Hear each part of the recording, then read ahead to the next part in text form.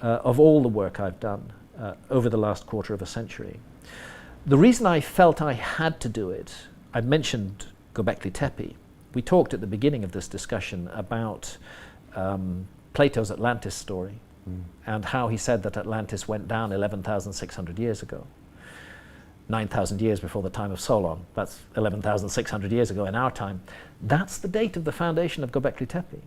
It's very set, very clear, absolutely founded 11,600 years ago, exactly the date that Plato gives for the ending of Atlantis. And Göbekli Tepe doesn't fit.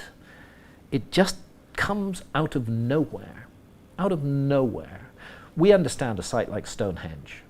Makes perfect sense. It's about 4,500 years old, Stonehenge. We know that it was centered in an agricultural community which generated surpluses. Those surpluses allowed labor to be freed.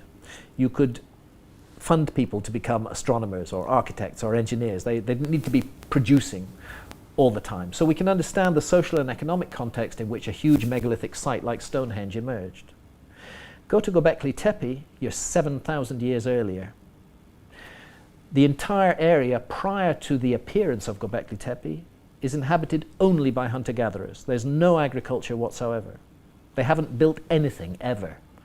And then suddenly, without any background or any preparation, appears this huge megalithic site, which is incredibly sophisticated. Turns out, because a large part of it's still under the ground, seen with ground-penetrating radar, that the whole site is actually 50 times bigger than Stonehenge and 7,000 years older.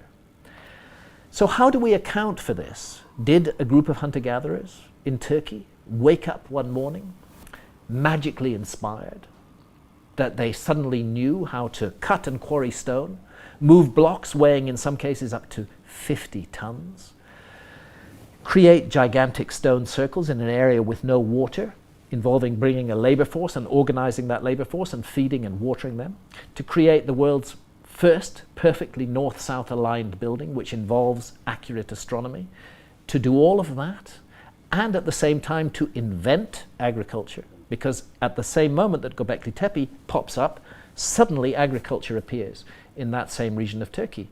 It's obvious to me that that wasn't a group of hunter-gatherers who woke up one morning suddenly equipped with the skills. What we're looking at is a transfer of technology. This was the survivors of a lost civilization. They already knew how to create megaliths. They already knew how to do agriculture. They settled amongst a hunter-gatherer people who they may have reached out to before. They settled amongst them and they created this project. And this project was to restart their civilization. It didn't quite work.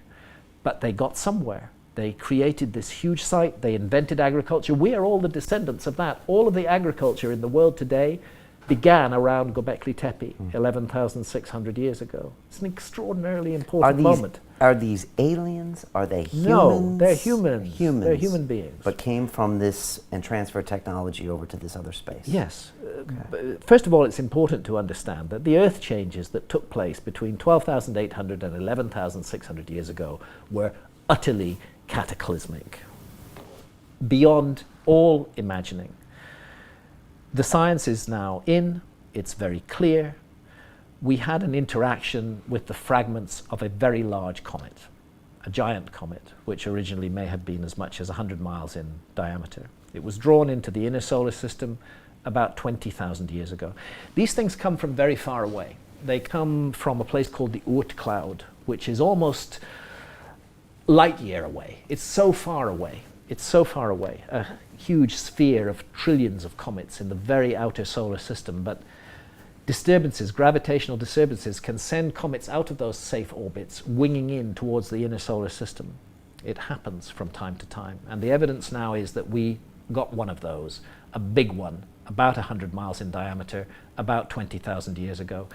It entered an orbit that crosses the orbit of the Earth. And for the next 8,000 years, nothing bad happened. They missed each other. But 12,800 years ago, at least 8 fragments of that comet, and we know comets break into fragments. Many of your audience are young, but those who were around in 1994 will remember comet Shoemaker-Levy 9, which hit Jupiter with spectacular effect. It broke up into 20 fragments. Each one of those fragments hitting Jupiter was equivalent to more than the entire nuclear arsenal of the Earth going off at once.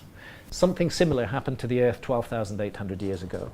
At least 8 pieces of this large comet, some of them up to a mile in diameter, hit the Earth. The primary impacts were on the North American ice cap. There were impacts on the Northern European ice cap, and the furthest east that we've documented impacts is actually Syria.